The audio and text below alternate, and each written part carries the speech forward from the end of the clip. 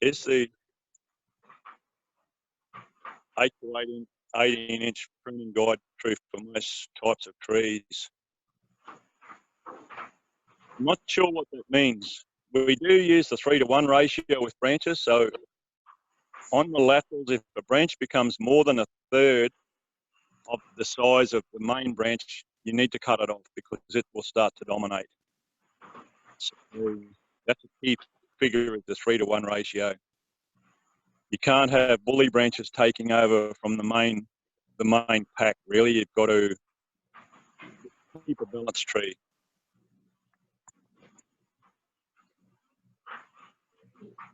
I've got a couple questions for you. How do Fire you away, decide, James. all right, how do you decide when to use a T-trellis versus the open tritura?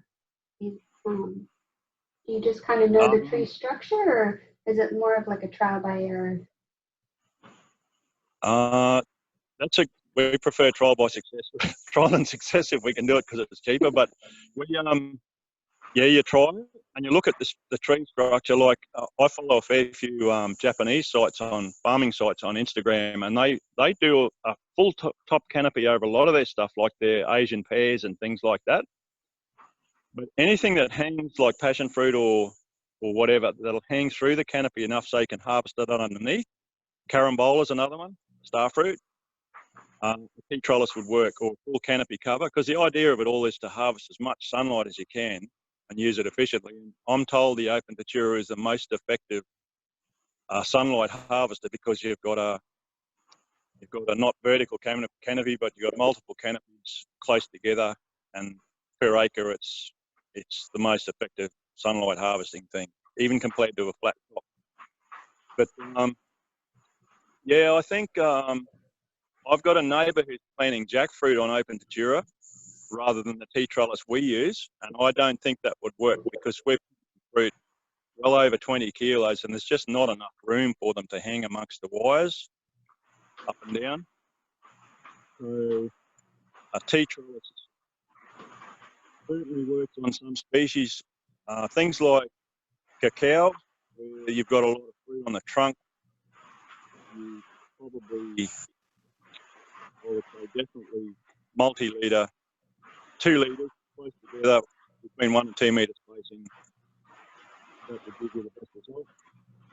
Not having grown, we do have some trial stuff here, and that's what we're seeing. Yeah, so it's a case of looking at the habits of the tree, and it could be a case breadfruit works well on open daturas, on a T-trellis as well, because the ends may fall down through the thing so you can see the fruit hanging underneath. It would reduce the risk of sunburn.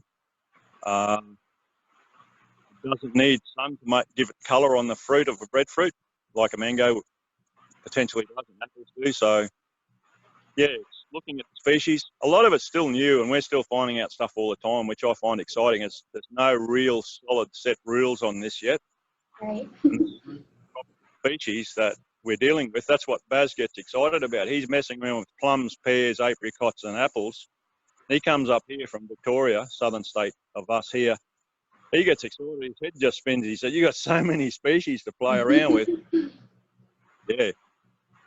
Very cool. Actually, that builds off that builds my next question, which I think will be maybe what we'll wrap it up with. But I just wanted to ask if there are any resources that you use, whether it's online or any examples in specific countries that you kind of look at. I know you mentioned Japan, and if there's anything that you want to point us towards, so that if we want to do a little more digging, we can do that. Yeah, there's a bit online. I'd say we're probably cutting edge with a fair bit of stuff to our knowledge, and a few neighbours are doing trials as well. A lot of the government departments which publish stuff are behind, and that put us behind. We looked at the Datura Research Station information, and they gave us fact sheets, but they were a long way behind, out of date. And that's why we did the 60-degree angle of the bee, which really set us back, and that's been probably our major mistake. They'd already moved on, or the growers had moved on, but their literature hadn't caught up. So I suppose the key thing is to be at the cutting edge. And some of your growers like Jordan and Umi, particularly, are right up there. because they've done stuff that I showed them in past visits to Hawaii and have adopted it really well. They just do need a little bit of fine tuning on some stuff because we're learning all the time too, and we need to pass that knowledge on to them as quickly as possible. But they've got it pretty right, and they're on the right track without any doubt in my mind. But resource-wise, the best resource we've ever had was when Baz started coming up here to visit for his winter holidays. He'd come up to the tropics and he would walk around the orchard and he'd say, "What's this doing?" or "What's that?" And every time he's been here, he's ironed us some little things out that actually are quite big things that we didn't know.